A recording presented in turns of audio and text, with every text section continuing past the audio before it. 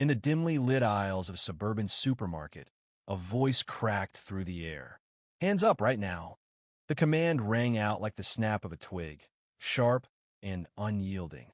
David Masters, a seasoned agent with the National Security Agency, froze in place near the canned goods. His body stiffened, tension creeping up his spine. The icy barrel of a firearm pressed against his chest, its gleaming metal catching the fluorescent lights overhead. For a split second, disbelief washed over him, quickly followed by a rising tide of anger. Slowly, with his palms open and facing forward, David raised his hands. "Officer, there's been some kind of mistake," he said, his voice calm, despite the erratic pounding in his chest.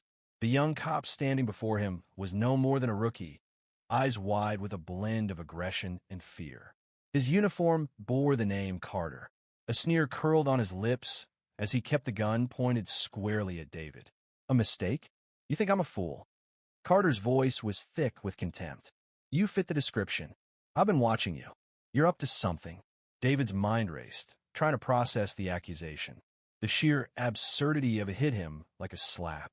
A government agent, a seasoned professional, treated like a criminal by a kid with a badge. He was being stereotyped and judged for nothing more than being a black man in this part of town. His life, his career, his decades of service. It all felt as though it had been erased in a moment.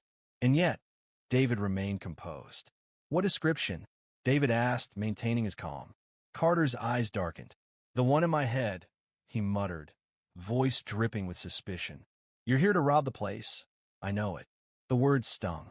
David had been in high-stakes, life-or-death situations before, but nothing had ever felt as insulting as this.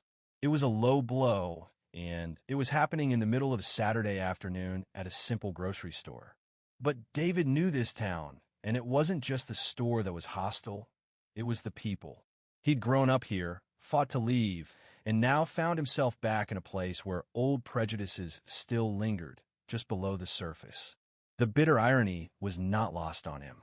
David wasn't just any black man. He was a decorated government agent, a man who had worked tirelessly to build a career that earned him respect and authority. He'd come from the gritty streets of Rayner's Bluff, a neighborhood not too far from the well-manicured streets of Briarwood where this store sat. He had left those roots behind and clawed his way into a prestigious career with the NSA, far from the slums of his childhood. But here he was, just another suspect, at the mercy of an overzealous officer. David's longtime friend, Chief Detective Nathan Green, was the head of Briarwood's police force. They'd known each other since childhood. Their bond was rooted in years of shared experiences, from summers spent playing basketball to late-night talks about their dreams. Nathan had climbed through the ranks of the police department, and David had stayed in touch over the years. But now it felt like everything he had worked for was being undone by one encounter. David was just another man out doing errands that Saturday afternoon. He was dressed casually, no different from any other weekend shopper. He was focused on choosing between two brands of bread when Officer Carter decided to approach him. The rookie, barely out of his teens, was filled with a false sense of authority. "Stop right there," Carter barked, his tone harsh as he took slow, deliberate steps toward David. The young officer's stance was confrontational. David turned to face him, surprised by the unprovoked aggression. "Yes, officer," he asked calmly, still holding onto his shopping cart. "Why are you in here?" Carter demanded, his voice laced with suspicion. He was scanning David like a criminal.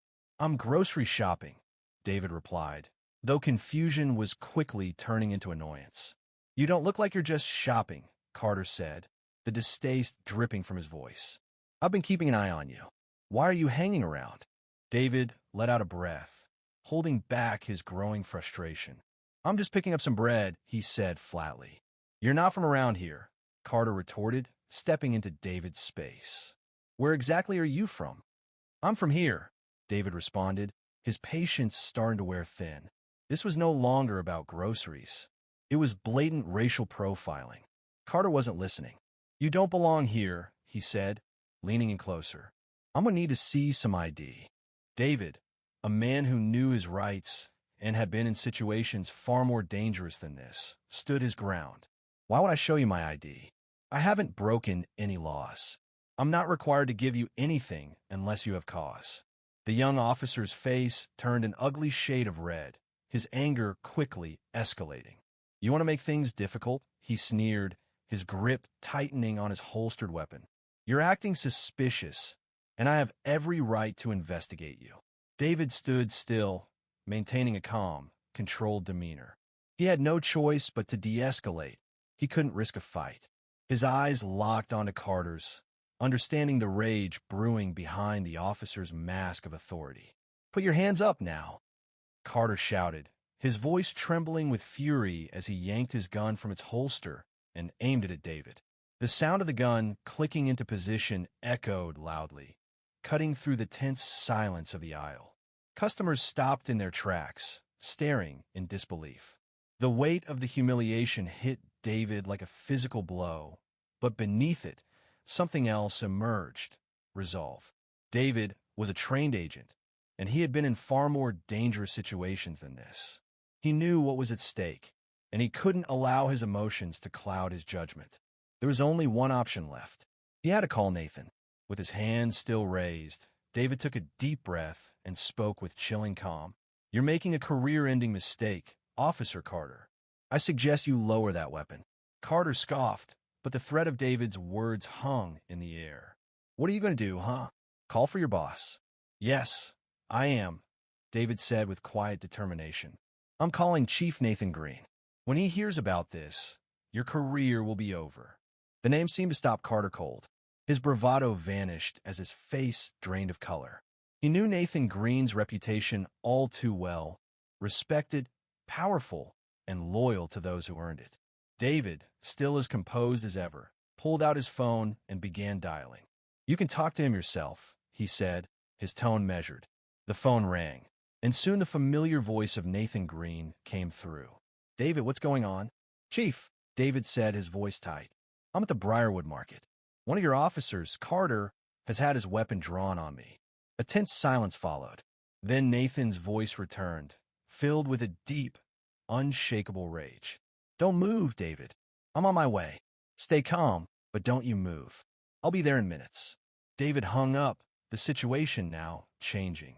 The young officer was visibly trembling, his gun shaking in his hand.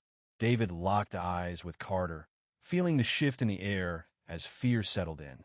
Carter had crossed a line. You really know the chief? Carter stammered, his voice barely a whisper. I told you I did, David replied, his voice cold as ice. And he's coming. You're done. Nathan Green arrived, his presence commanding the room. You all right? He asked, concern in his voice. I'm fine, just shaken, David replied.